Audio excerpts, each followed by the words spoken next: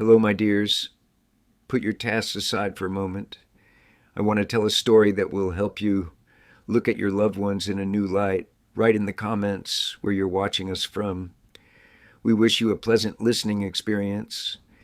Mary's blood ran cold as the notary looked up at her over his golden framed glasses. In the dimly lit office with heavy drapes and massive furniture smelling of old paper and ink, the man's gaze held a mixture of surprise and a strange, almost indecent confusion. It was as if he'd seen a ghost. "I'm sorry, but I must disappoint you." The man cleared his throat, adjusting the knot of his tie under the collar of his perfectly ironed shirt. According to our records, Mary Ann Johnson received her inheritance a full 3 years ago. The girl felt the floor give way beneath her. The old parquet under her worn-out shoes, bought at a thrift store before her graduation from the group home, seemed to turn into quicksand. The high walls of the office closed in, forming an uncomfortable well. Her throat was so dry it was hard to swallow, and her heart pounded so hard it seemed to want to jump out of her chest and run away from this nightmare. "That's impossible," she whispered, barely audibly, her fingers turning white as she clutched the edge of the massive table covered with green felt. "I am Mary Johnson, and I never, ever received any inheritance." She repeated the last phrase a little louder, as if trying to convince not only the notary but also herself that this was some monstrous mistake. Outside, the rumble of a passing streetcar could be heard. Its vibration resonated somewhere in her solar plexus. The notary, a lean man in his 50s with neatly styled hair and early gray at his temples, froze for a moment, studying her. His gaze held a strange combination of professional detachment and human sympathy. Finally, he slowly opened a desk drawer and pulled out a hefty folder in a cardboard cover with faded seals. "Here, see for yourself," he said in the tone of a man accustomed to delivering bad news. "The probate case was opened after your mother's death, Emily Bishop, and closed in 2021. Here is the heir's signature, a copy of the passport, birth certificates. Everything is processed legally, every document checked and certified." He spread out the papers before her, covered in stamps, signatures, and notes she couldn't understand. Mary skimmed the lines, numbers, and dates swimming before her eyes. Her fingers trembled as she turned the pages, and suddenly her gaze fixed on the photograph in the passport copy. A girl looked back from it, indeed very similar to her. The same chestnut hair, a similar face shape, even the mole above the upper lip seemed exactly the same. But the eyes, there was something alien, subtly wrong in those eyes. That wasn't her. "That's not me," Mary whispered, feeling everything inside her turn upside down, as if she'd been thrown from a great height. Someone pretended to be me. This is fraud." She was surprised at how calmly she said the last word, as if those years in the group home had taught her to call things by their proper names, even the most terrible ones. The notary looked at her doubtfully. His gaze, professionally keen, slid over her inexpensive clothing, jeans faded from numerous washes, a simple T-shirt bought on sale, a worn denim jacket from a thrift store. Everything spoke of modest means, not at all what one would expect from the heir to a multi-million-dollar fortune. "Do you have documents confirming your identity?" he asked, and for the first time notes of interest sounded in his voice. Mary silently opened her worn faux leather bag, the only decent thing she had managed to buy with her scholarship money, and took out a passport in a scuffed cover, issued to her upon graduation from the group home.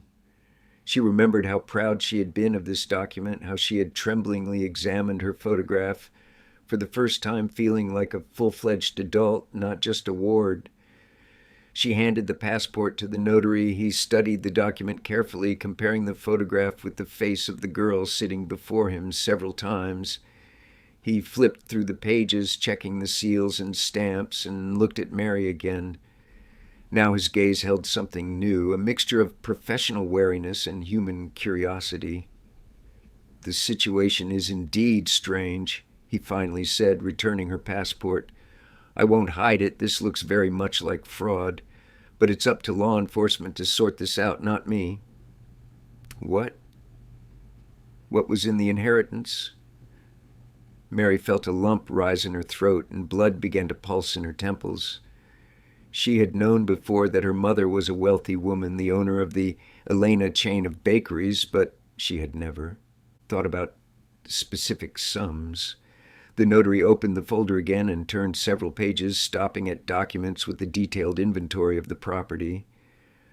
An apartment in the city center on Pushkin Street, with a total area of 110 square meters. He began to list in a dry, official tone, behind which he was clearly trying to hide his growing interest in the situation. A dacha in the suburbs, in the town of Sosnovyj, with a land plot of 1,500 square meters, a Mercedes executive-class car, 51% of the shares of the company Elena, which manages the bakery chain and funds and accounts at 3 different banks. He paused, as if collecting his thoughts, and added, in total, the property was valued at approximately 20 million rubles at the time of transfer to the heir, not accounting for the potential increase in the business's value over the past years. Mary felt dizzy. 20 million. She slowly sank back onto the chair from which she hadn't even noticed she had jumped up. This sum seemed simply unthinkable to her.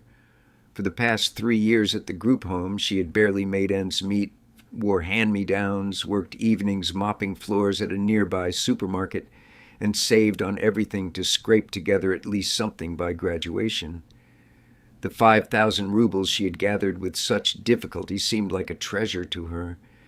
And all this time, a whole fortune had legally belonged to her. She was snapped out of her stupor by the notary's voice.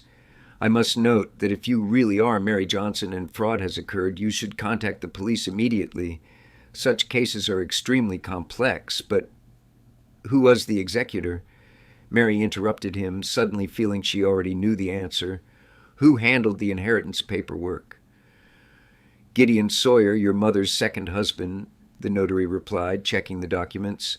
He acted as the legal representative of the heiress, since at the time the inheritance was opened, she, that is you, had not yet turned 18. According to the documents, you resided under his guardianship.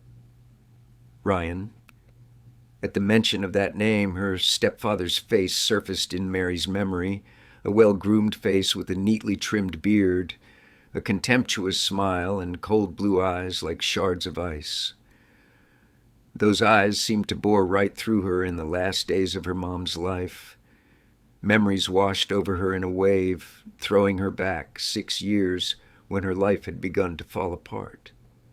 Back to that year when she still didn't know what grief, betrayal, and loneliness were. Mary remembered that day as if it were yesterday, a bright, sunny Indian summer day when Mom brought Uncle Ryan into their cozy apartment.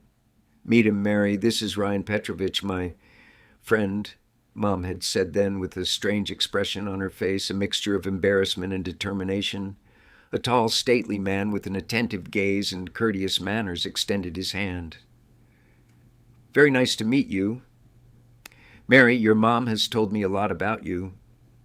She hadn't understood back then why her mom, always so strong and independent, proudly bearing the title of a businesswoman and coping with all difficulties alone for 10 years, had suddenly decided to get married. Mary didn't remember her real father. He had died in a car crash when she was just 2 years old. But Mom had managed not only to endure, but also to build a successful business, raise a daughter, and give her everything she needed. The wedding was modest, almost secret.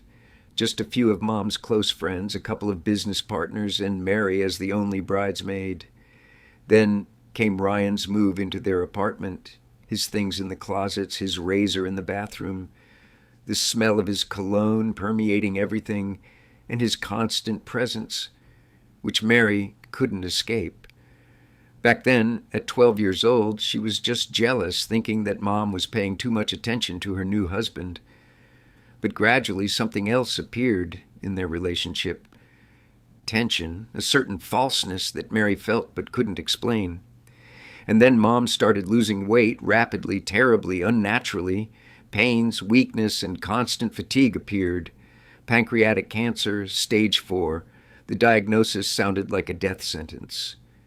Mary remembered the day Mom returned from the hospital after the examination, pale with extinguished eyes, but still trying to smile.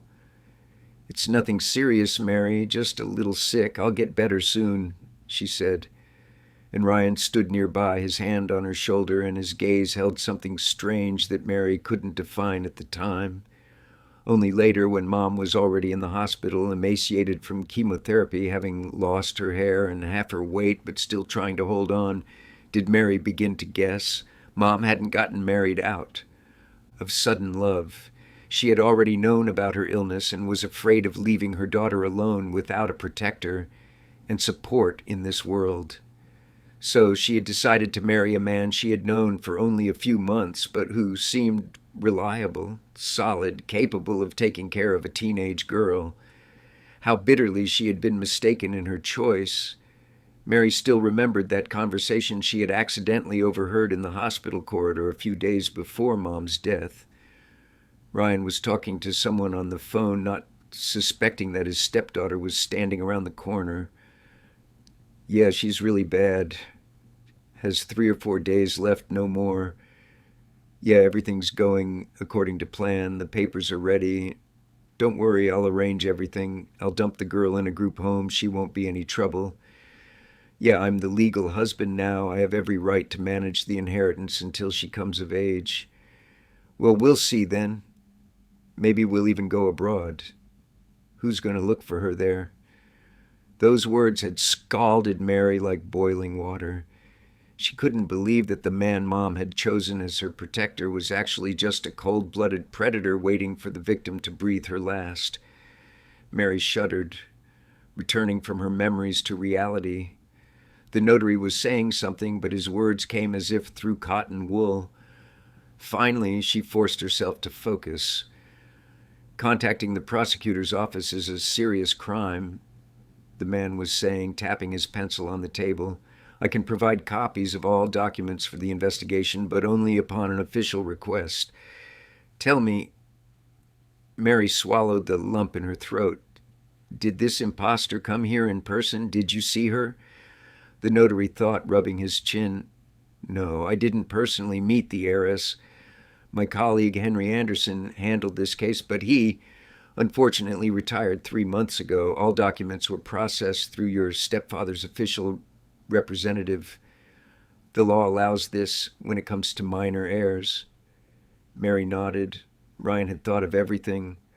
Of course, he wouldn't bring a fake Mary to a notary's office where people worked who might have known the real daughter of Elena Johnson.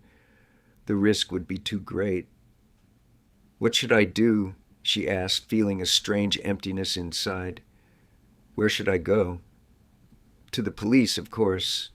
The notary shrugged. "Although, we do keep copies of all documents. I could..." He fell silent as if weighing some decision, then sighed and continued. "I could look up the archival records and see what address is listed in the documents as the heiress's place of residence. Perhaps that will give you a starting point." Mary nodded gratefully. She understood that the notary wasn't obligated to help her and appreciated this gesture of human participation. The man rose from his desk and went to a huge metal cabinet against the far wall of the office. After finding the right folder, he returned and, flipping through a few pages, said, "Here, look." The heiress listed her place of residence as the apartment at Pushkin Street, Building 28, Apartment 15. This is, in fact, the very apartment that was part of the estate. Mary felt her heart skip a beat. Pushkin Street 28, their family apartment, where she had lived 12 happy years with Mom, the apartment from which she had been literally thrown out right after Mom's funeral, the apartment where Ryan might still be living, or maybe that girl who had appropriated her name and her inheritance. "Thank you," she said sincerely, rising and feeling determination boiling inside her. "You've been very helpful. Just be careful. the notary warned, seeing her to the door. If this is indeed fraud on a particularly large scale, the people who committed it could be dangerous. Maybe go to the police first, after all. Mary shook her head. First, I want to see everything with my own eyes, and then I'll decide what to do next. Leaving the notary's office onto the street flooded with afternoon sun, Mary closed her eyes for a moment. Her head was spinning from the overload of information and emotions. Her thoughts were tangled. She leaned against the wall of the building, trying to gather her strength and decide what to do next. Pushkin Street was in the city center, about half an hour's walk from the notary's office. She could, of course, take a streetcar, but the little money she had left might still be needed. Mary adjusted the strap of her backpack with her few belongings and resolutely moved forward. The city had hardly changed in the 3 years of her absence. The same buildings, the same shops and cafes, the same people hurrying about their business. Only she, Mary, had become completely different. From a carefree 12-year-old girl who knew only love and care, she had turned into a wary, distrustful young woman who had learned to survive in conditions where no one cared about you.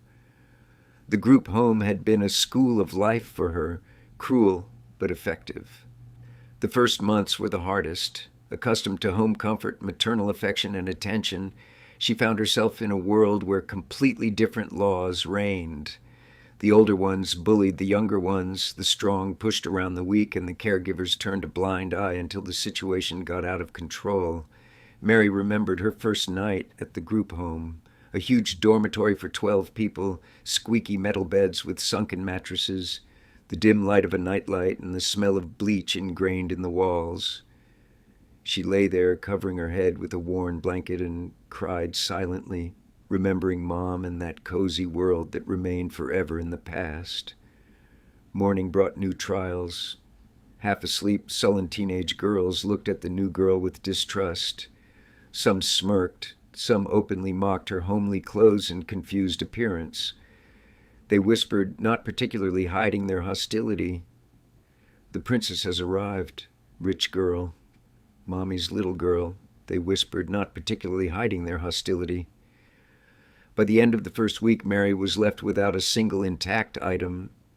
Everything was either ruined or stolen. Her favorite teddy bear, a gift from Mom on her 10th birthday, disappeared from her nightstand and was found in the trash with its head torn off. The photograph of Mom in a silver frame also vanished. That was the most painful loss, but it was then, in a moment of complete despair, that she met Andrew, a 17-year-old orphan with an angular figure and a piercing gaze of gray eyes. Andrew was a real legend of the group home. An orphan from birth, he had gone through all the circles of that hell, but hadn't broken, hadn't become embittered, hadn't turned into a predator. Like many of the older wards, on the contrary, he became a protector for the younger ones, especially the new ones who had it particularly hard. Mary remembered how he approached her during lunch when she was sitting in the cafeteria staring at a plate of cold porridge, afraid to raise her eyes. "Hey, new girl," he called her quietly. "What's your name?" "Mary," she answered barely audibly, expecting a new portion of mockery or abuse. "You cry every night," he stated without reproach or pity. "It's normal. Everyone here goes through that. But you know what? It will pass. Everything passes, both the bad and the good." She looked up at him in surprise. No one had spoken to her so humanely since her arrival at the group home. "Here, take this." He handed her a small photograph wrapped in a transparent file. "I found it in the trash when I was cleaning the grounds. I think it's yours." Mary took the photograph with trembling hands. It was that very photo of Mom, taken out of the stolen frame, the only thing she had left from her past life. "Thank you," she whispered, feeling tears welling up in her eyes again. "Don't show that you're hurt," Andrew said quietly. "Otherwise, they'll hit the same spot again and again. Here, they respect only strength or intelligence. You have both, I can see. Use that." From that day on, everything began to change. Under Andrew's unspoken protection, the bullying stopped. And when One of the older girls tried to take Mary's portion of compote in the cafeteria. She fought back for the first time in her life. Stunned by this turn of events, the offender retreated, and Mary learned an important lesson. Sometimes you have to fight even if the chances of winning are slim. Andrew became not only her protector but also her teacher. He told her about the unwritten rules of the group home, about how to survive in that harsh environment without losing human dignity. He taught her to be strong but not cruel, smart but not cunning, to fight for justice but to know when to retreat. And he also told her about his plans, about how after graduation he would go to serve in the army, not because there were no other options, but because he sincerely wanted to protect people, about how he would then go to law school and become a police officer or an investigator, about how he would fight injustice in this world. "You know why I chose this particular path?" he asked when they were sitting on a bench in the far corner of the group home yard, hidden from prying eyes by overgrown lilac bushes. "Because I've seen too much how the weak get hurt with impunity, how those with power and money can trample an ordinary person and get away with it. I want to change that, at least a little." Mary listened to him, holding her breath. She had never met a person with such inner strength and determination. Next to him, she began to believe that even the darkest night ends at dawn. When it was time for Andrew to graduate from the group home, Mary cried as she hadn't cried since the day her mom died. She was afraid of being left alone again without support and protection. But he just smiled, brushing a strand of hair from her face. "You'll manage, Mary. You're stronger than you think and much smarter than many. And you have a kind heart. That's rare these days. Protect it, but don't let anyone walk all over you." They exchanged addresses. Andrew was going to rent a room in a dormitory on the outskirts of the city until he was drafted into the army. They promised to write to each other. But life, as always, made its own adjustments. Letters from Andrew came less and less often and then stopped altogether. Mary wasn't offended. She understood that he had started a new life with new concerns and problems. She also didn't always have time for letters. After Andrew left, she had to learn to cope on her own. And she coped. Moreover, over time, she herself became what Andrew had once been for her, a protector of the younger ones, a kind of moral authority among the wards. The caregivers noticed these changes and began to involve her in organizing events, entrusting her with responsible assignments. She even began to receive a small scholarship for her academic success, which she carefully saved, preparing for an independent life after graduation. Those 3 years in the group home changed her, hardened her character, taught her to value simple things, a roof over her head, warm food, kind words. She had grown up prematurely, but had not become embittered, had not lost the ability to empathize with others' pain. And those years had also taught her patience and observation. She knew that sooner or later the day would come when she could return and restore justice, to regain what rightfully belonged to her, not for the sake of money or property. Material values no longer meant so much to her, but for the memory of Mom, who had loved her so much and had been so terribly mistaken in trusting her daughter to a man who turned out to be a traitor and a fraud. Lost in thought, Mary almost walked past the right building, Pushkin Street, 28, a 6-story Stalin-era building with stucco on the facade and massive columns at the entrance. She used to run up these steps with a light heart, knowing that Mom was waiting for her at home with a cup of hot cocoa and fresh pastries. Now every step was difficult, as if her legs were filled with lead. At the entrance to the building, she stopped, not daring to go in. What if Ryan was home? What if he saw her, recognized her? What if that girl who pretended to be Mary Johnson was there too? "Fortune favors the bold," she remembered Andrew's favorite saying, and resolutely pushed the heavy door of the building. Inside, nothing had changed. The same marble steps, slightly worn in the center from years of use. The same mailboxes made of darkened brass. The same smell. a mixture of the floral perfume of the neighbor from the first floor, the tobacco smoked by the retired colonel from the second, and something else, subtly homely, familiar. Her heart was beating so loudly that it seemed its pounding echoed throughout the entrance. Mary slowly climbed to the third floor and froze in front of the door to apartment number 15. Their apartment. Her apartment. Muffled voices and the sound of a working TV could be heard through the door. Someone was home. Mary raised her hand to ring the doorbell, but stopped at the last moment. What would she say? How would she explain her appearance? Was she ready to meet her stepfather after all that had happened? She lowered her hand and leaned against the wall next to the door, trying to collect her thoughts. And at that moment, the door swung open. The door opened so unexpectedly that Mary barely had time to recoil. A woman of about 35 in a floral print housecoat stood on the threshold. She was holding a trash bag. At the sight of the unfamiliar girl, the woman flinched. "Oh, who are you? You scared me." Mary froze, not knowing what to say. This woman was completely unfamiliar to her. Not Ryan, not that fake Mary, just some woman in a rose-patterned robe. I think I have the wrong apartment," Mary muttered, backing toward the stairs. "Sorry to bother you."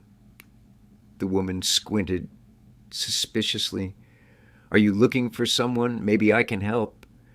Thoughts raced feverishly through Mary's head. What if Ryan had sold the apartment or rented it out? What if all the property had long been sold off and the money spent or hidden so well it couldn't be found? "I'm looking for Gideon Sawyer," she finally ventured. "He used to live here."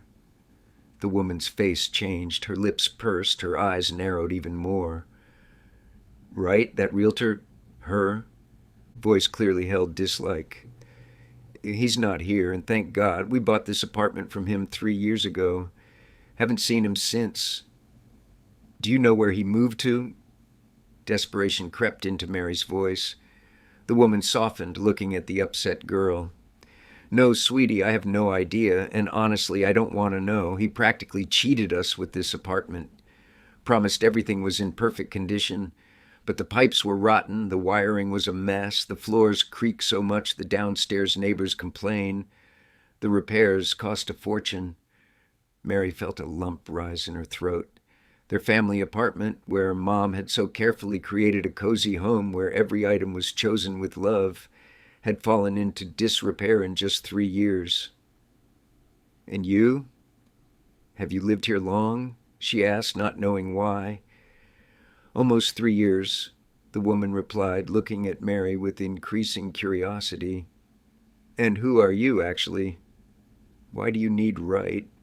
Mary hesitated. She couldn't tell the whole truth to a stranger, and would anyone even believe her? "I'm a relative," she lied, the first thing that came to mind. "Haven't seen him in a long time, wanted to visit." "A relative?" The woman was clearly surprised. "That's strange. He said he had no one, no family, no close ones. Only a stepdaughter studying somewhere in Europe." Something inside Mary snapped. In Europe? So Ryan and the imposter were already far away, spending her money, living it up, and finding them would be almost impossible. "Do you remember what that stepdaughter's name was?" she asked, trying to make her voice sound as indifferent as possible. "Mary or Marina, I think." The woman furrowed her brow. "Don't remember exactly. He showed a photograph. A pretty girl, even looks a bit like you." Mary swallowed convulsively. So the imposter really did look like her. Ryan had thought of everything, found a girl double, forged documents, appropriated the inheritance, and now they had hidden so far away they were unreachable. "Thank you," she forced out. "Sorry for the trouble." She had already turned to leave when the woman called out, "Wait." "I think I remember. I might have his business card somewhere. He left it in case there were questions about the apartment, though it was useless. The phone is always out of service." She disappeared into the apartment, leaving the door ajar. Mary stood in indecision. A minute later, the woman returned, holding out a slightly crumpled business card. "Here, take it. Maybe you'll have better luck than we did." Mary took the card with trembling fingers. "Ryan Wright, real estate consultant," the inscription read. Below was a mobile number and an office address somewhere in the business district on the other side of the city. "Thank you." Mary thanked her sincerely. "Oh, you've been very helpful." "Don't mention it." The woman shrugged. Then, as if deciding something, she added, "You know, if it's not a secret, did he really mess things up for you? You looked like you'd seen a ghost when you asked about him." Mary hesitated. Something about this straightforward, simple woman encouraged frankness. Besides, she was unlikely to see her again. "Yes," she replied quietly. "Very much so." The woman nodded understandingly. "That's what I thought. You know, I have a sense for such people. As soon as my husband and I saw him, I immediately said a slippery type, but my husband fell in love with the apartment. Large square footage, city center. The price was quite reasonable at the time. So I agreed." She sighed, adjusting the collar of her robe. "Well, no use crying over spilt milk. God be his judge, and you, if you find him, be careful. People like him are dangerous not with physical strength, but with," she waved her hand near her temple, "they're cunning. They'll twist everything inside out, make a fool out of you, and you'll still end up feeling guilty." Mary nodded, feeling a strange gratitude to this stranger for the warning and the unexpected help. "Thank you again. I'll be careful." Going down the stairs and leaving the building, Mary stopped, not knowing where to go next. The day was drawing to a close. The sun had already disappeared behind the rooftops, painting the sky in soft pink tones. She looked at the business card in her hand. The office address was in the new business district, at least an hour away by public transport. Besides, the working day was over. It was unlikely anyone would be there now. Her stomach rumbled treacherously, reminding her that she hadn't eaten anything since morning. The money was melting away at an alarming rate. The fare to the city, small expenses on water and sandwiches on the road. Only a few hundred rubles remained. Barely enough for the cheapest food and a night in a hostel if she was lucky to find a free spot. Mary felt despair washing over her. Everything had reached a dead end. Ryan and the imposter were somewhere far away, possibly even abroad. The apartment was sold. There were no other leads. Go to the police? But what would she tell them? She had no evidence, only her passport and the notary's words. Would the police even bother with a 3-year-old case involving inheritance fraud against some orphan? "Miss, are you okay?" A concerned female voice sounded nearby. Mary looked up. An elderly woman with a shopping trolley filled with groceries stood before her. Gray hair gathered in a neat bun, kind eyes behind glasses in a simple frame, a wrinkled face expressing sincere concern. "No, I'm fine," Mary mumbled, only now realizing that tears were streaming down her cheeks. "Doesn't look like it." The woman shook her head. "You're pale as a sheet and you're crying. Maybe you need help?" Mary wanted to say that she could manage on her own, but her voice betrayed her and trembled. I don't know what to do next." The elderly woman sighed, as if making some decision. "You know what? Come with me. I live nearby in the next building. You'll have some tea, calm down, and then we'll see. I can't just leave you here in this state." At any other time, Mary would never have agreed to go with a stranger. The group home had taught her caution and distrust, but now she was too exhausted physically and emotionally to resist this show of kindness. "Thank you," she whispered, wiping her tears with the back of her hand. "This is very, very unexpected." Nonsense." The woman waved her hand. "By the way, my name is Sarah Wilson. I've lived here all my life. I know everyone, and I haven't seen you before. Who were you visiting?" They slowly moved along the sidewalk. Sarah Wilson was pulling her trolley. Mary walked beside her, feeling a strange relief that she didn't have to make decisions for at least the next hour. I was looking for my stepfather. She decided not to hide it. He used to live in apartment 15.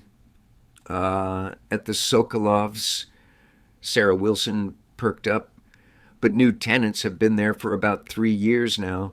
Bought the apartment after dear Elena passed away. May she rest in peace. She was a good woman, always said hello, never put on airs, even though she had her own business. Not like the current nouveau riches.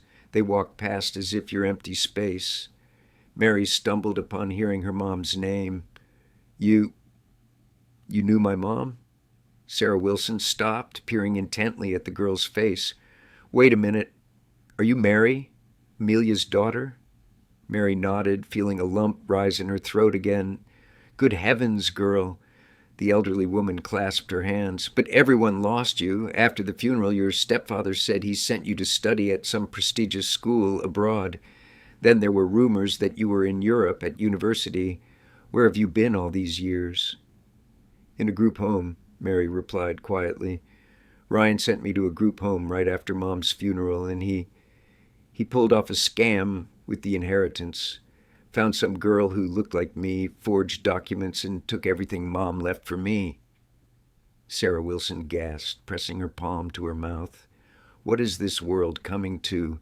That slimy worm, and he seemed so respectable when he met Elena. Always dear Elena this, dear Elena that, so polite, so gallant. Only his eyes were always cold. I thought then, this wedding bodes no good, but who listens to an old woman? They had just reached the neighboring house, a similar 6-story Stalin-era building with stucco and columns. Well, here we are, said Sarah Wilson, taking out her keys. Let's go up to the 2nd floor. I have fresh tea, bought some pies. You'll eat, rest, and then we'll decide what to do next. Sarah Wilson's apartment turned out to be a small 2-room apartment with low ceilings and modest Soviet-era furniture. But it was clean, cozy, and smelled of fresh baking. Come in, make yourself at home, the hostess fussed, putting the kettle on and taking cups and saucers out of the sideboard. Let's eat, and you'll tell me everything in order, and I'll think about how to help. You know, I have connections in this area, taught history at school for 35 years, taught half the local residents. Some might not refuse to repay an old teacher's favor. Mary sat at the table covered with a tablecloth embroidered with cornflowers, and for the first time in a long time felt something resembling hope. She looked at this unfamiliar elderly woman who had shown her more participation than all the people she had met during the day. And a phrase that Andrew often repeated was spinning in her head. The world isn't without good people, Mary. Remember that.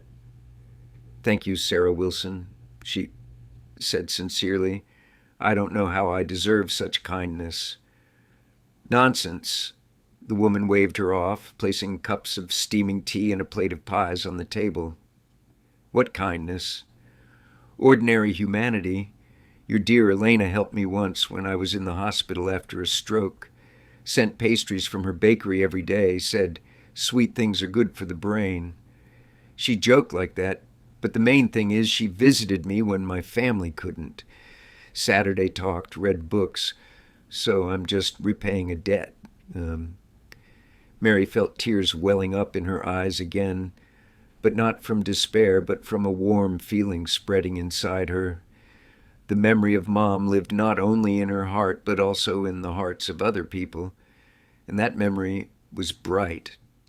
Now, tell me, Sarah Wilson sat down opposite, propping her chin with her hand. Everything in order. How did that scoundrel send you to the group home? How did you find out about the inheritance scam? And most importantly, what are you going to do next? And Mary began to tell her story. From the very beginning, not missing details, pouring out everything that had accumulated over these years.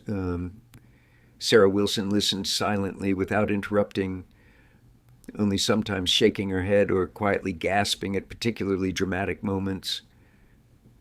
When the story reached today's visit, to the notary and the discovery of the fraud. The elderly woman suddenly slapped the table with her palm. Right, it's clear we need to act, and quickly.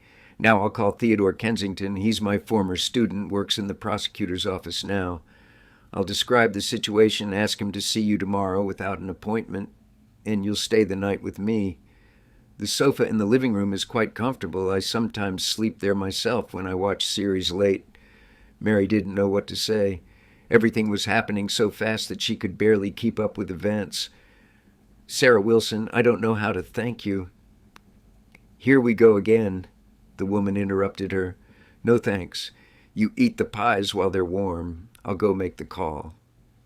She went out into the hallway where an old-fashioned rotary phone stood on a small table.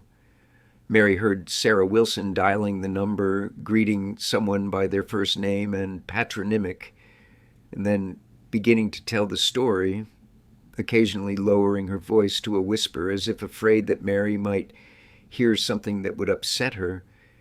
Mary took a bite of the cabbage pie and suddenly realized how hungry she was. She ate with appetite, feeling strength returning and thoughts clearing with every sip. Tomorrow she would go to the prosecutor's office, tell everything as it was, provide all the available evidence, and come what may, at least she would do everything in her power to restore justice. The morning was overcast. Heavy clouds hung over the city, threatening to pour rain at any moment. Mary stood by the window in Sarah Wilson's living room, thoughtfully looking at the gray sky. The night had been restless. She couldn't sleep for a long time, tossing and turning on the sofa and replaying the events of the previous day in her head. Tea is ready. Come have breakfast, Sarah Wilson called from the kitchen. We need to leave in an hour. Theodore Kensington is expecting us at 10. Mary sighed and moved away from the window. Yesterday everything had seemed so clear. The plan of action looked simple and understandable, but today doubts crept into her head. What if they didn't believe her? What if the evidence wasn't enough? What if the case was considered insignificant and sent to the back burner? The kitchen smelled of freshly brewed tea and cinnamon toast. Sarah Wilson was bustling by the stove, humming something to herself. This scene of domestic comfort unexpectedly reminded Mary of her childhood. Mom used to make breakfast on weekends in exactly the same way, filling the house with the smells and sounds of calm family happiness. Sit down, eat while it's hot. Sarah Wilson placed a plate of toast and a cup of steaming tea in front of her. As they say, the morning is wiser than the evening. Thought of anything new? Mary shook her head. No, just doubts are overwhelming. It seems useless. No, dear. Sarah Wilson sat down opposite, looking sternly at the girl over her glasses. That's no way to go about it. Whining hasn't helped anyone yet. Either you fight decisively for justice, or you resign yourself and live on as if nothing happened. There is no third option. Mary looked at the woman in surprise. Behind the soft manners and good-natured appearance, a steely character suddenly showed through. She must have been like this in her history lessons when she needed to call rowdy students to order. You're right, Mary nodded, sipping her tea. It's just scary. I'm all alone against all this. Not alone anymore, Sarah Wilson objected. I'm with you. Theodore Kensington will help too. I told him everything yesterday. He was very interested. Says if it's confirmed, it will be a high-profile case. Fraud with the inheritance of a minor orphan. He can't stand scoundrels like your stepfather. She paused, stirring her tea with a spoon, then added, and that's not all. This morning, while you were sleeping, I called Stella Vance. She used to work as an accountant in your mom's bakery. Alba says everything there was turned upside down after your mom's death. That Ryan appointed a new director, some buddy of his. He drove out all the old employees, hired new ones. The business went downhill. Where there used to be 5 bakeries in the city, only one is left and it's barely breathing. Mary listened with growing interest. She had never delved deeply into her mom's business. At 12, she was more interested in helping to decorate cakes than understanding accounting. But now every detail could be important. And you, do you know if the bakeries still belong to Ryan? She asked. Alba doesn't know that. Sarah Wilson shook her head. She left 2 years ago when she saw everything going to ruin. But I think we can find out. In our time, information is the main weapon. They finished breakfast and got ready. Mary put on her only decent blouse, which she had washed and dried on the radiator in the bathroom yesterday. Sarah Wilson took an old-fashioned but sturdy raincoat out of the closet. Here, put this on. It's going to rain and I see you don't even have an umbrella. Thank you, but what about you? Mary was embarrassed. I have another one. The woman brushed it off. And what's going to happen to me? I'm not made of sugar. I won't melt. They left the house and headed for the trolleybus stop. The prosecutor's office building was a few blocks from the center, about 20 minutes away. Theodore Kensington is a principled man, Sarah Wilson told her on the way, one of those who entered the system not for money or connections, but out of vocation. In school, he was the fairest boy in the class, always stood up for the weak, never let anyone copy, but never snitched either. I predicted then, you'll be a lawyer, Vitya. Mary listened half-heartedly, nervously fiddling with her passport in her pocket. It seemed to her that her fate was being decided now. Either justice would prevail or she would have to accept that her mom's inheritance was lost forever. The trolleybus slowly crawled through the morning streets, getting stuck in traffic at every traffic light. Outside, a fine drizzle began to fall, forcing pedestrians to quicken their pace and open their umbrellas. Mary watched the scene of city bustle and thought about how much her life had changed in the last 24 hours. Just yesterday morning, she was just a group home graduate making modest plans for the future. And today, she was going to the prosecutor's office to expose fraud and possibly regain an inheritance worth millions. Finally, they reached the right stop. The prosecutor's office building, a massive gray structure with columns at the entrance and a wide staircase, looked impressive and slightly intimidating. Mary felt butterflies in her stomach from excitement. Don't be shy, Sarah Wilson encouraged her, noticing her state. Remember, the law is on your side. You're not asking for a favor, you're demanding justice. Inside the prosecutor's office, it was cool and smelled of paper and furniture polish. They were met by a security guard who checked their documents and, upon learning who they were going to see, escorted them to the third floor. Theodore Kensington turned out to be younger than Mary had imagined, about 40, fit, with attentive eyes and prematurely graying temples. He came out to meet them, warmly hugged his former teacher, and invited both into his office. So you are that Mary Johnson? He said, looking intently at the girl. Sarah Wilson outlined the situation to me briefly yesterday. I must say, if everything is as you say, it's a serious matter. Fraud, document forgery, possibly even criminal conspiracy. But we will need evidence. Mary took her passport out of her bag and handed it to the prosecutor. Here is my ID. I really am Mary Johnson, daughter of Emily Bishop. Theodore Kensington studied the document carefully, comparing the photograph with the girl sitting before him. Then he nodded. That's good, but not enough. We will need to request documents from the notary's office, check the authenticity of the signatures, possibly conduct a handwriting examination, and most importantly, find this imposter and your stepfather. He thought for a moment, tapping his fingers on the table. You know what? Let's start with an official statement. You describe in detail everything that happened, list all the facts, names, dates, and I will instruct to verify the information. If even part of your words is confirmed, we can initiate a criminal case. The next hour, Mary spent writing a statement under Theodore Kensington's guidance. He suggested wording, clarified details, asked leading questions. Sarah Wilson sat nearby, occasionally adding something from herself as a longtime neighbor and acquaintance of the Johnson family. When the statement was ready, Theodore Kensington read it carefully, signed it, and made some notes on it. "Good," he said, putting the document aside. "Now for the small matter, finding this Ryan Wright and his accomplice. Do you have any ideas where to look for them?"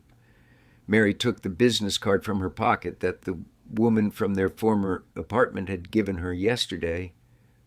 "Only this, but the phone probably doesn't work. The woman said it was always out of service." Theodore Kensington took the business card and examined it carefully. Ryan Wright, real estate consultant, interesting. And an office in the Mercury Business Center.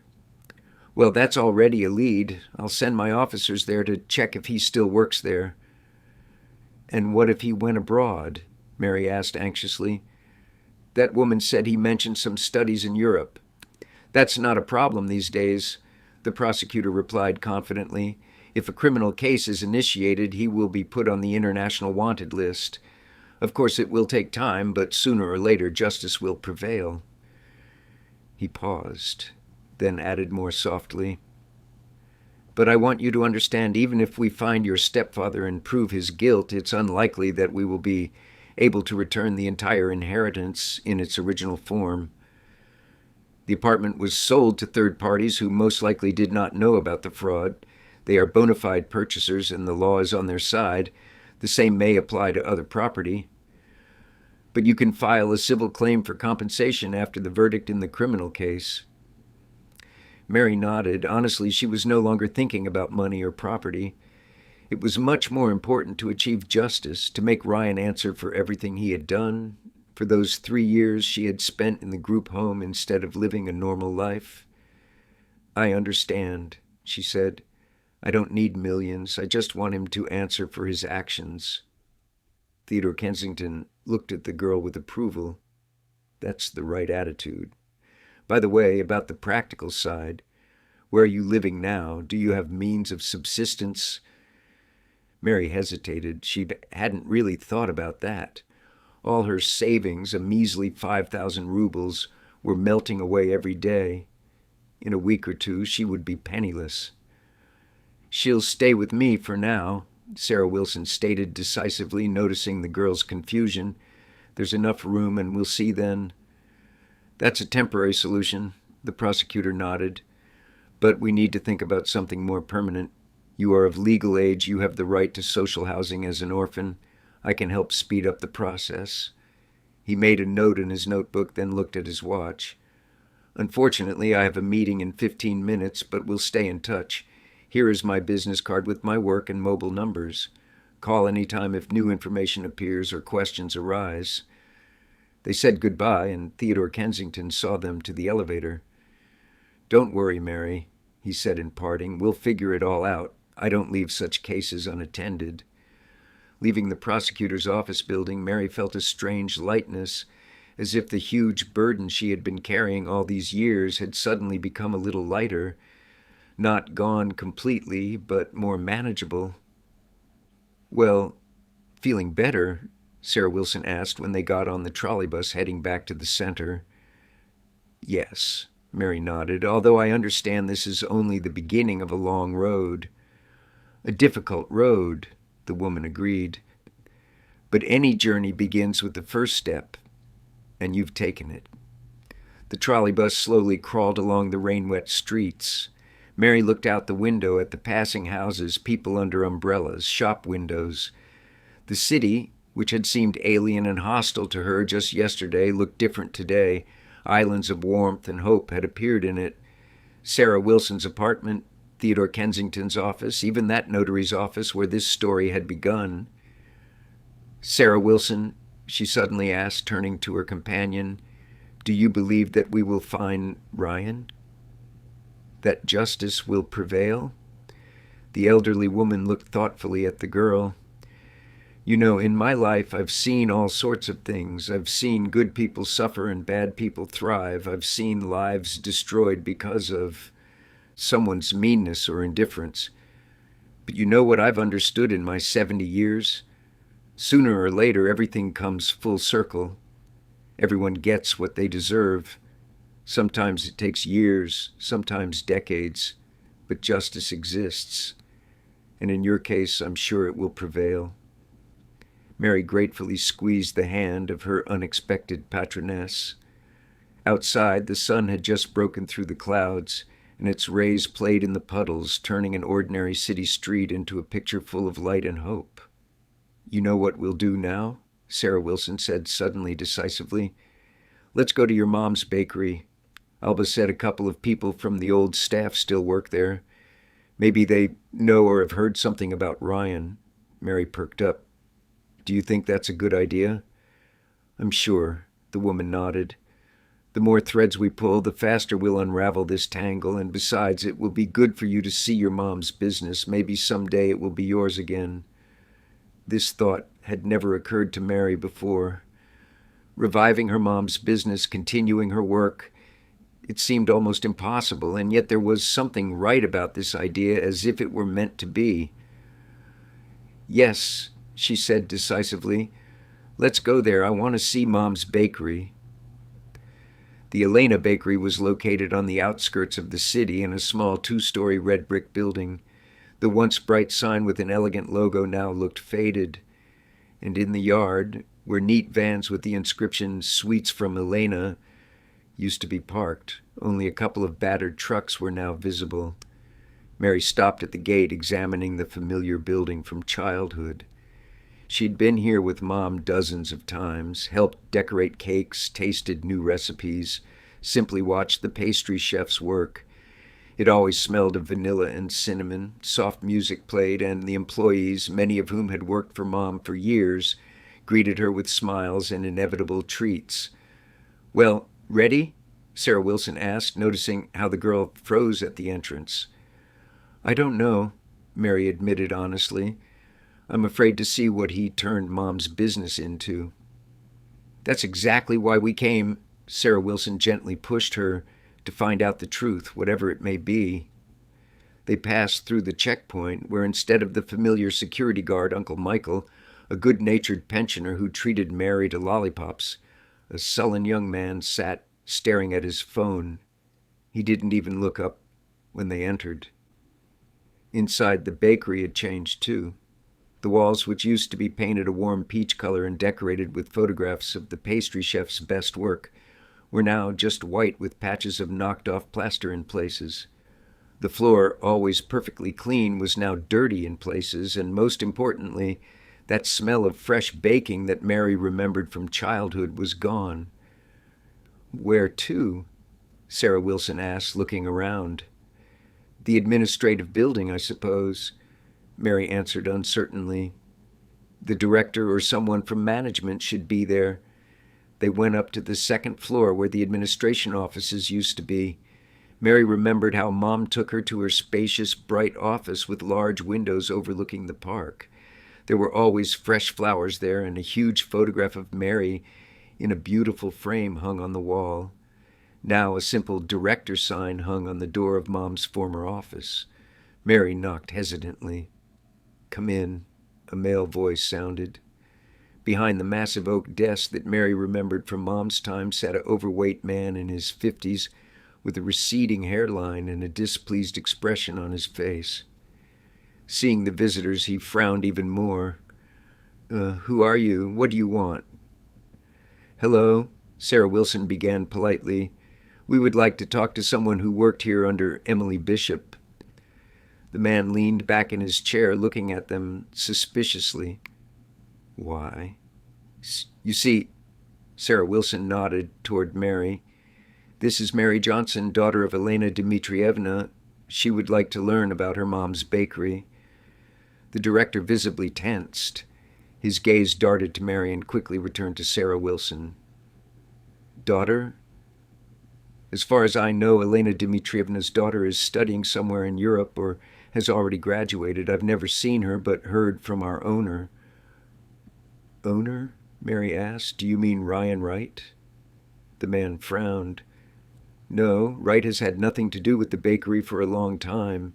He sold his share about 2 years ago. Our owner is the company Megafood. It's a holding company specializing in the food industry." Mary exchanged glances with Sarah Wilson. This was new information, so Ryan not only appropriated the inheritance, but also sold the business that Mom had built over the years. "Have you been working here long?" Sarah Wilson asked. "A year and a half," the man replied, beginning to show impatience. "Listen, I have a lot of work.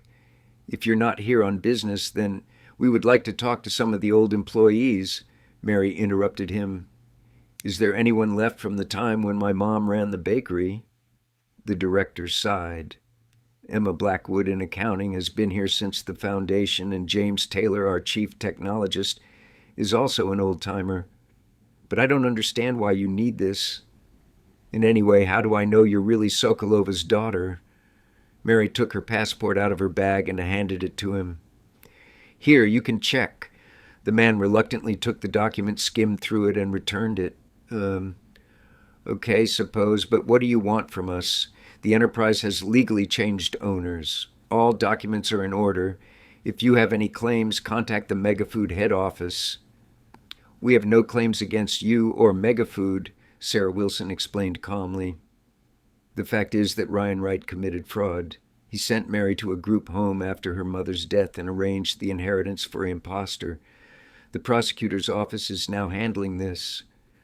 At the mention of the prosecutor's office, the director noticeably paled. "The prosecutor's office? Listen, I have nothing to do with this. I came when everything was already done, didn't sign any documents, don't know anything about inheritance or fraud."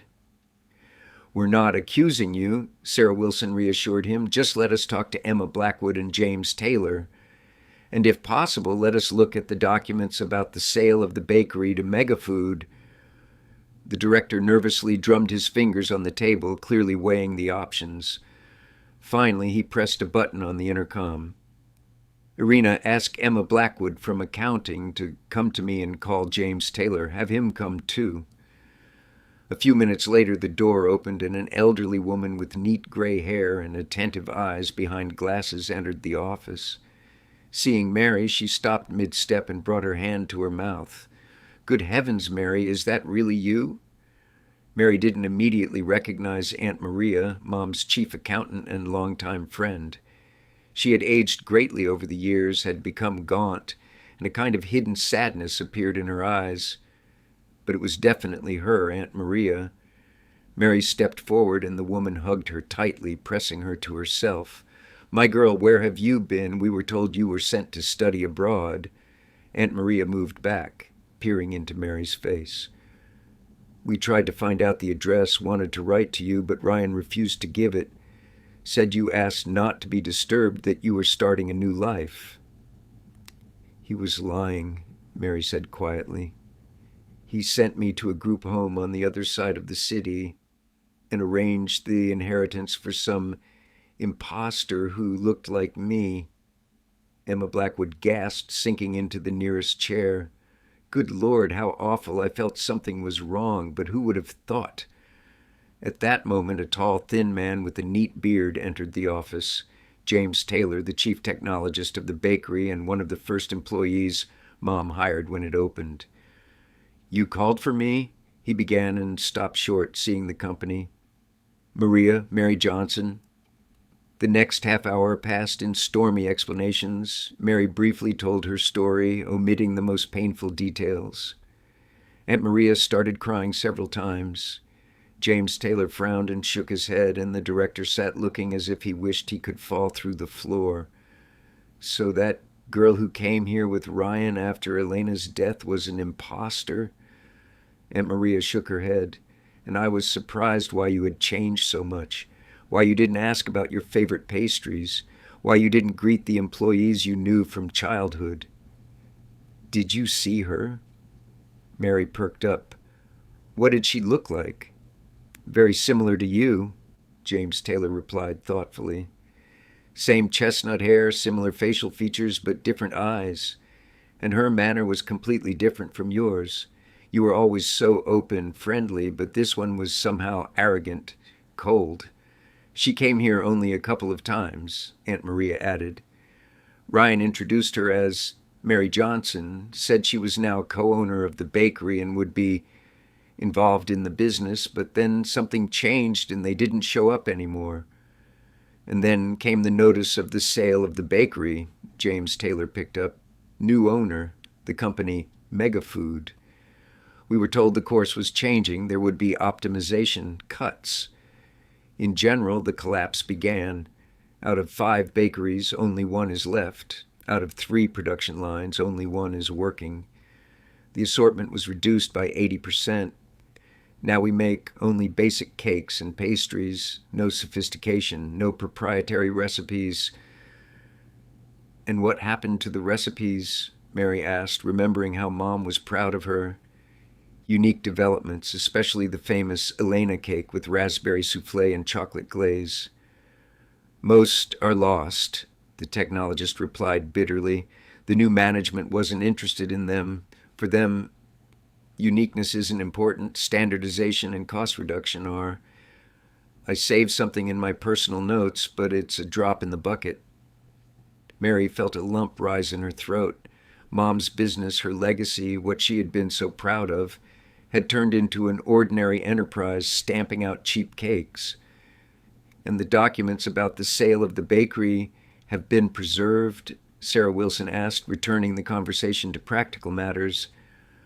Of course, Aunt Maria nodded. Copies should be in accounting. I'll bring them now. She went out and returned a few minutes later with a folder of documents. Here is everything: the sale and purchase agreement, the transfer deed, financial statements at the time of the transaction. You can look. Mary and Sarah Wilson bent over the papers. The contract mentioned the name of the seller company, U.S. Invest, LLC, and the signatory was listed as General Director Wright SP. And what is this U.S. Invest? Mary asked. A company Ryan created after your mom's death, Aunt Maria explained. He transferred all assets to it, including the bakeries and the factory. Formerly, the owner was you, that is, the girl who pretended to be you, but Ryan managed everything as your legal representative. And then, when you turned 18, he quickly sold everything, James Taylor added. Apparently, he was afraid the deception would be revealed, wanted to cash in the assets quickly. And for how much did he sell Mom's bakery? Mary asked, afraid to hear the answer. Aunt Maria turned several pages.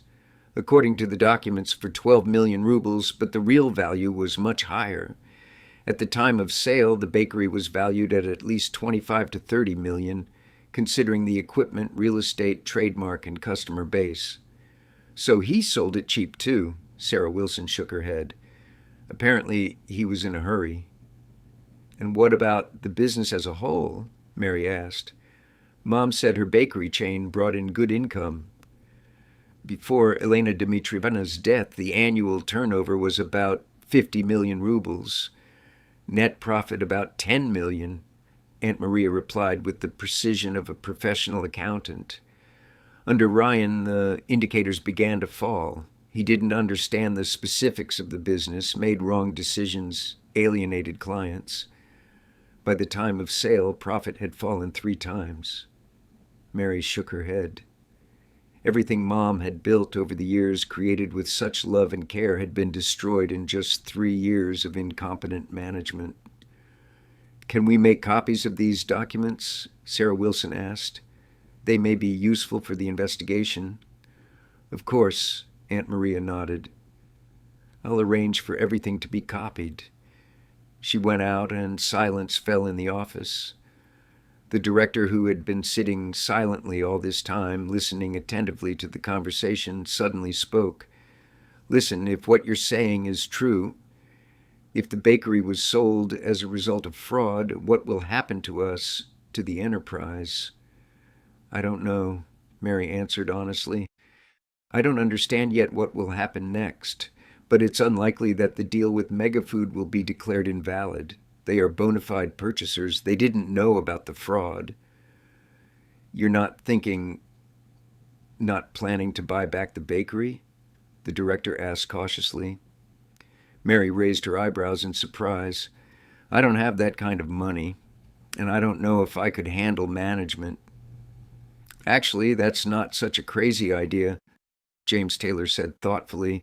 The bakery's now worth much less than before. Megafood has practically ruined the business. They might agree to a favorable offer. And management? Well, your mom also started from scratch once. You have her genes, her grip, and we would help. The old guard. Those who are left. Mary looked at him in confusion, then at Sarah Wilson. The latter smiled encouragingly. Don't rush the decision. First, we need to sort out Ryan and the inheritance. Perhaps you can get back at least part of the money. Then we can think about reviving your mom's business. Aunt Maria returned with a folder of copies. Here, everything is ready. I selected the most important documents. Mary took the folder, carefully pressing it to her chest. Thank you for everything. Mary, Aunt Maria took her hand. Don't disappear now, okay? We didn't know what happened to you for so many years. We worried. Here, take my number. Call any time. She wrote the number on a piece of paper and handed it to Mary. And one more thing. I don't know if you'll ever be able to get your mom's business back, but if you decide to, I'll be happy to return as chief accountant. Now, I work here part-time, more for my soul than for money. But for Elena's daughter, I'm ready to work full-time. I'm in too, James Taylor nodded. I have all the recipes saved, all the technological charts. We can restore everything.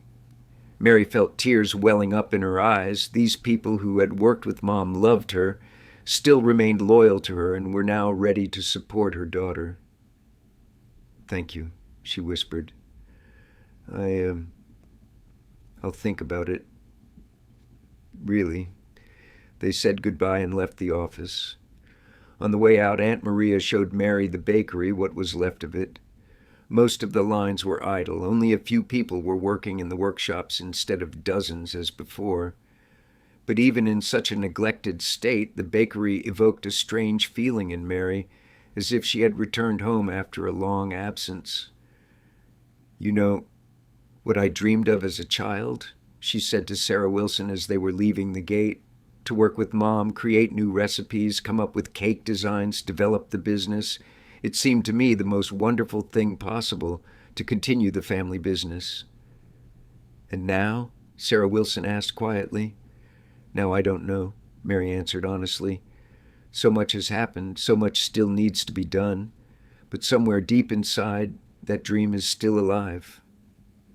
They walked slowly down the street toward the bus stop. The day was drawing to a close. The sun gilded the treetops. The air was fresh and clean after the recent rain. You know what I think, Sarah Wilson said suddenly. No matter what happens next, no matter how your fate turns, the main thing is that you found your place, your people, those who remember and love you, who are ready to support you. That's worth a lot. Mary nodded, feeling warmth spreading inside her. For the first time in a long time, she did not feel alone. For the first time in a long time, she had hope. A week passed. Mary still lived with Sarah Wilson, helping the elderly woman with housework and gradually settling into the city that had once been her home. The fraud case was moving slowly but steadily. Theodore Kensington called almost every day with news. We checked the office at the address on the business card, he reported in one such call. Wright did rent space there, but moved out about a year ago. No one knows where he went. Now we're trying to track him through banking operations and tax returns. Mary listened to these reports with gratitude, but without much optimism. She understood that finding Ryan would not be easy. Such people know how to cover their tracks. That morning, she woke up to the ring of a mobile phone, an old Nokia that Sarah Wilson had given her from her supplies. Hello? Mary said sleepily, not looking at the screen. Mary? Mary, is that you? A familiar male voice came through the receiver, making her breath catch. Andrew? She sat up sharply on the sofa, instantly awake. Is it really you? Of course it's me. There was a smile in his voice. Imagine I called the prosecutor's office yesterday about my own case. I'm talking to Theodore Kensington, and he casually asks, "You were raised in a group home, right? Did you happen to know a girl named Mary Johnson there?" I almost dropped the phone. Mary felt her heart beat faster. Andrew, her protector from the group home, her first love, although she had never admitted it, even to herself, the one who taught her to survive and not give up. "How are you? Where are you now?" The questions tumbled out one after another. "I'm fine, serving in the police as planned. Junior lieutenant for now, but it's just the beginning." His voice held the same confidence Mary remembered from the group home. "And you?" "Theodore Kensington told me in general terms what happened to you. It's just some kind of nightmare." "It's a long story," Mary sighed, "but I'm coping. Good people were found who are helping." "Listen," Andrew's voice became serious. "I'd like to meet with you, talk. Maybe I can help in some way. After all, I work in the police, have some connections." Mary didn't hesitate for a second. "Of course, when?" "Today. My shift ends at 3. We can meet at the Swallow Cafe in the center. Know it?" "I'll find it." Mary smiled, feeling warmth spreading inside at the thought of the meeting. "Then see you at 4, Andrew said, and after a pause added, "I'm really glad you were found, Mary, really." When Mary hung up, she sat on the sofa for a long time, hugging her knees and smiling at her thoughts. So many memories washed over her at once. Their conversations in the group home, his support in the most difficult moments, that feeling of security she experienced next to him. "You have such a happy face," Sarah Wilson noticed, entering the room with a cup of tea. "Something good happened?" "Andrew was found," Mary simply replied. "My friend from the group home, the one I told you about." "Ah, that's it." Sarah Wilson squinted slyly. "Well, well. And when is the meeting?" "Today at 4 at the Swallow Cafe." "Great place," the woman approved. "Cozy, quiet, just right for a meeting of old friends and not far from us." "Sarah Wilson," Mary hesitated, "could you tell me where I could get a haircut and maybe buy some new clothes? I still have some money left." The elderly woman smiled tenderly. "I thought you'd ask about that." "Of course I'll tell you. I'll even go with you if you want. And don't worry about the money. Consider it my gift." "But I can't." "You can," Sarah Wilson interrupted her. "I have a decent pension, you know. Plus, after 35 years of teaching, I've saved up a bit. I have no children, only nephews who remember me once a year on major holidays. So let an old woman do a good deed and be happy." Mary didn't know what to say. She just hugged the woman, feeling her eyes fill with tears of gratitude.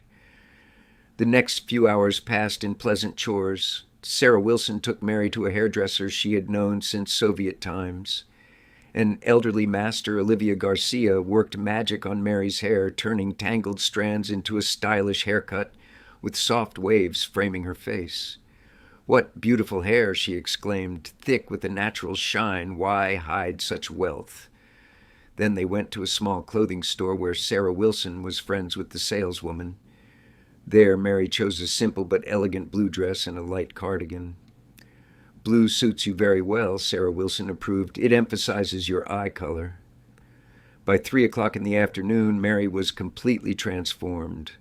Looking at her reflection in the mirror, she barely recognized herself. A beautiful, confident girl looked back at her from the mirror, nothing like yesterday's group home graduate in worn-out clothes. "Well, now that's a different matter," Sarah Wilson stated with satisfaction. "Go conquer your policeman." "He's not mine," Mary blushed. "Not yours yet." The elderly woman winked at her slyly. "Everything in good time." The Swallow Cafe turned out to be a cozy little place with a retro interior. Wicker chairs, lace napkins, old photographs on the walls. Mary arrived a little earlier than scheduled and chose a table by the window with a good view of the entrance. Exactly at 4, the cafe door opened and Andrew entered. Mary instantly recognized him, although he had changed too, matured, broadened in the shoulders. His movements had become more confident. The police uniform sat on him perfectly, emphasizing his slender figure. Their eyes met, and Andrew froze for a moment, as if not believing his eyes. Then he walked quickly to her table. "Mary." He stopped nearby, not daring to sit down. "I wouldn't have recognized you on the street. You've changed so much." "You too," she smiled, gesturing for him to sit down. "You look like a real policeman." "I am a real policeman," he grinned, sitting down opposite. "Third year serving in the economic crimes department. By the way, that might be useful in your case." A waitress approached them and they ordered tea and pastries for Mary, coffee for Andrew. "Tell me," Andrew leaned forward, looking intently into her eyes. "I only know the basics from what Theodore Kensington said, but I want to hear everything from you."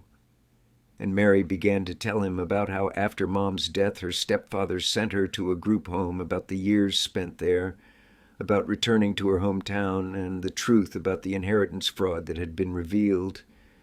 Andrew listened without interrupting, only sometimes frowning or shaking his head. When she finished, he covered her hand with his. "Mary, that's awful. If only I had known, if I could have helped you then." "You did help," she replied softly. "Without you, I wouldn't have survived those first months in the group home. You taught me to be strong." He became embarrassed, lowered his eyes. "I blame myself, for stopping writing, for disappearing from your life. First was the army, then studying at the police school, constant moves. And then it began to seem that too much time had passed, that you had probably forgotten about me." "I didn't forget," Mary said simply. Their eyes met again, and something flashed between them. Understanding, warmth, maybe even something more. "But let's talk about the case." Andrew straightened up, as if remembering something important. "I looked through the materials Theodore Kensington collected. It's a serious case, but the evidence base is still a bit weak. We need to find Wright himself and this girl who pretended to be you. But how? They could be anywhere, even abroad." "Not necessarily." Andrew tapped his fingers thoughtfully on the table. "I pulled up information on this Wright. He doesn't have a foreign passport, at least not issued officially, and his name hasn't appeared on departure lists for the last 2 years, and so he's still in Russia. Most likely, maybe even somewhere nearby.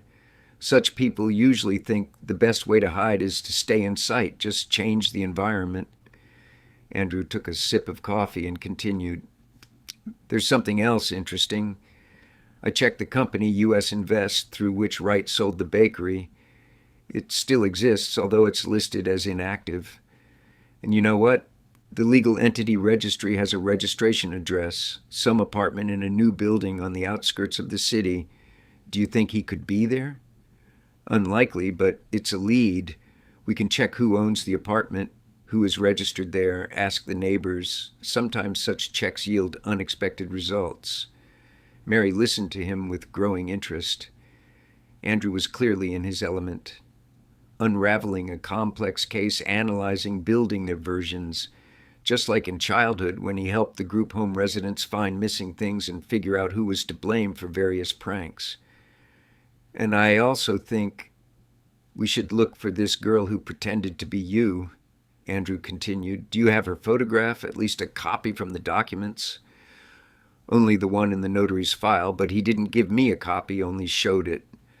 "Doesn't matter, we'll make a request. And for now," he thought for a moment, "Emma Blackwood and James Taylor said they saw her. Maybe they can describe her in more detail, remember any special features, an accent, manner of speaking." "We can try," Mary nodded. "I was just going to meet Aunt Maria again. She promised to look for information about the business sale in her archives." They talked for about another hour, discussing case details and making plans.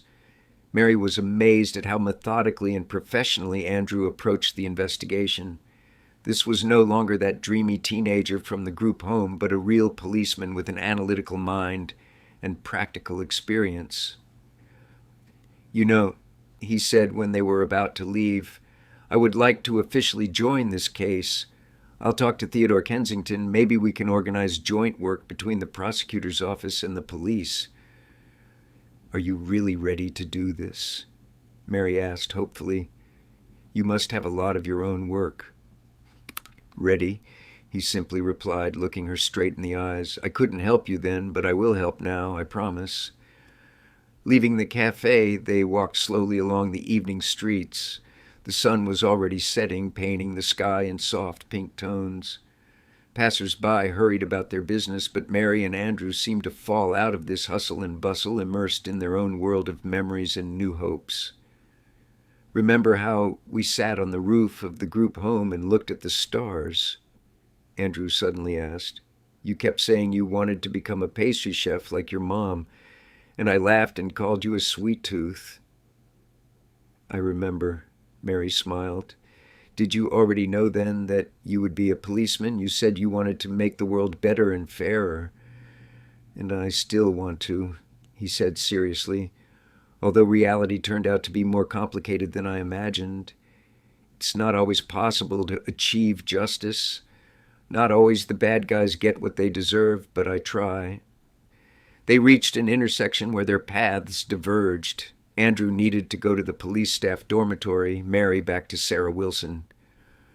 You've changed, Mary, Andrew suddenly said, stopping.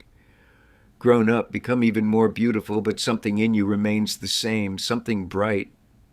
Mary became embarrassed, not knowing how to respond to such frankness. Until tomorrow, she asked instead. Until tomorrow, he nodded. I'll call in the morning. We'll arrange a meeting with Theodore Kensington, and thank you for not forgetting me.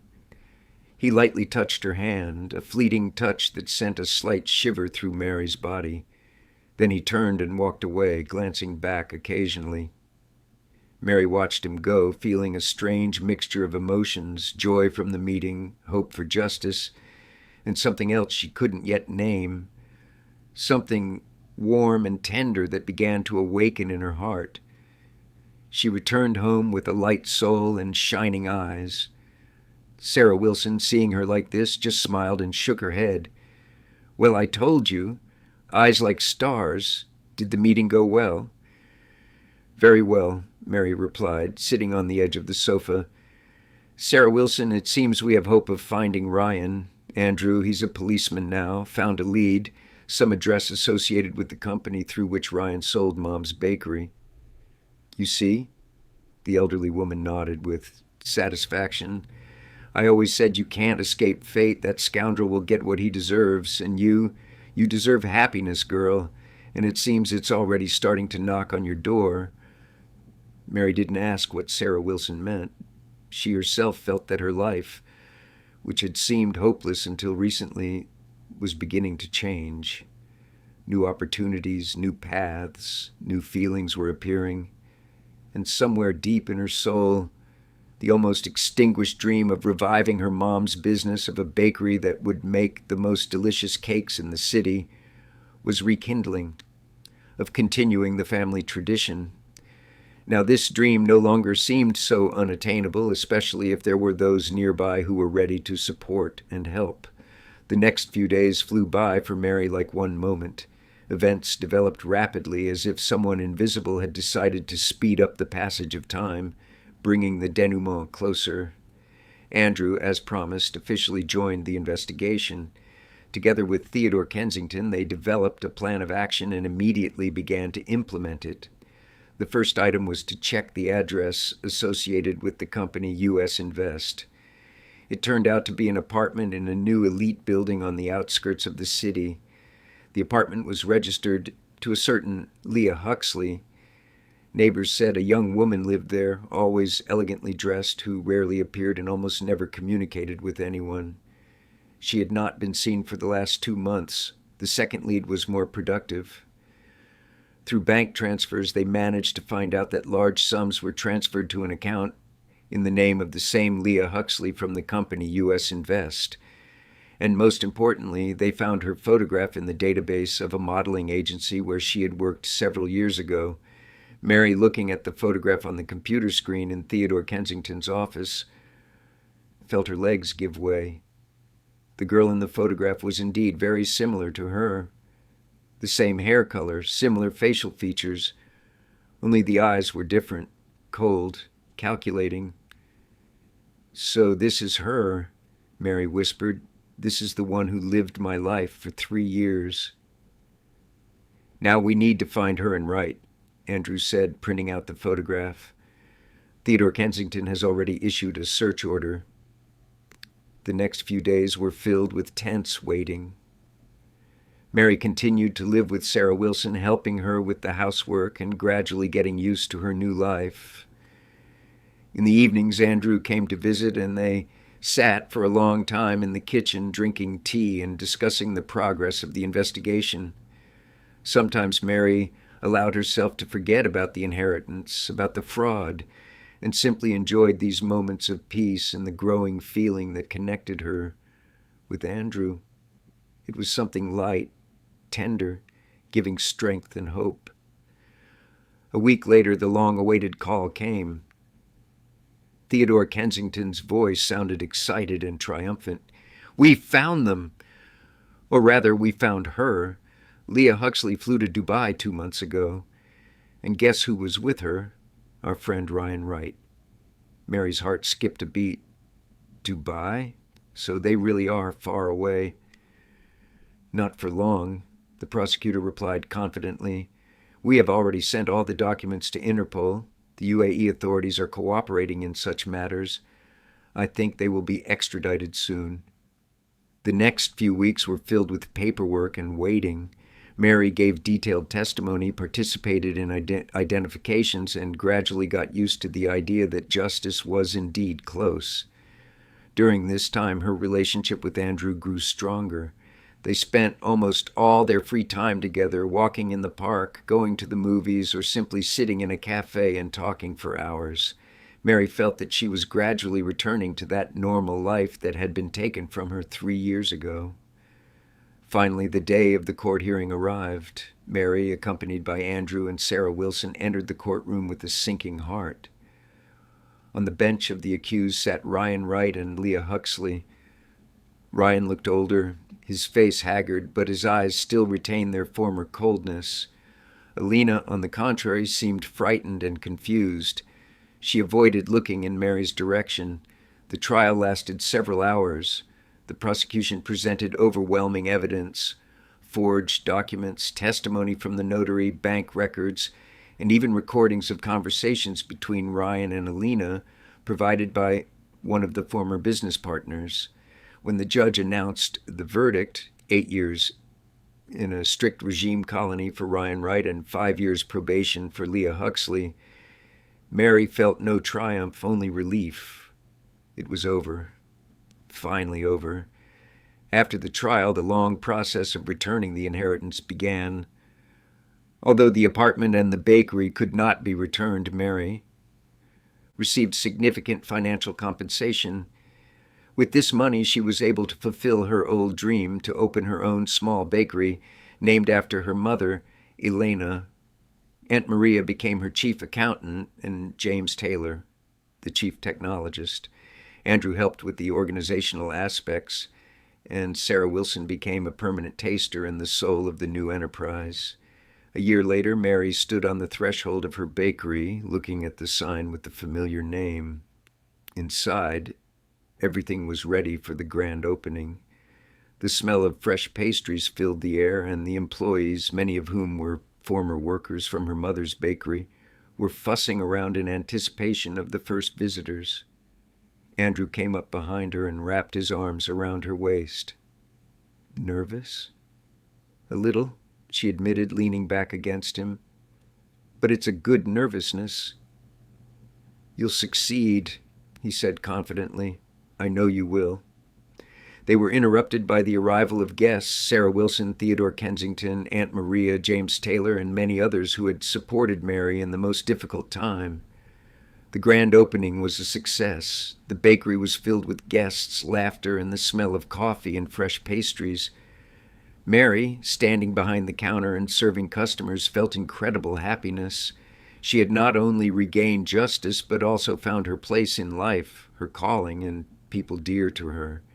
In the evening, when the last guests had left, Andrew stayed to help Mary tidy up.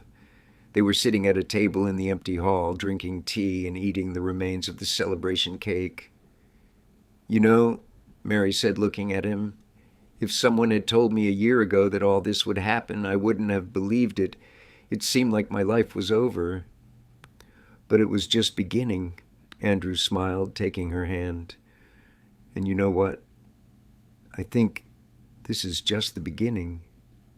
He took a small box out of his pocket and opened it. A simple but elegant ring lay on the velvet. "Mary, I know we've known each other for a long time, but this last year has shown me that you are the most strong, kind, and amazing person I know. Will you marry me?" Tears welled up in Mary's eyes, but they were tears of happiness. She nodded, unable to utter a word.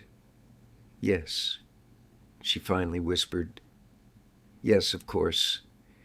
He put the ring on her finger, and they sat for a long time, holding hands and looking at the city lights outside the window. The past remained behind, and ahead was a long, happy life full of love, hope, and of course the sweet smell of fresh pastries from the bakery Elena. If you liked the story, hit the thumbs up button and subscribe to the channel.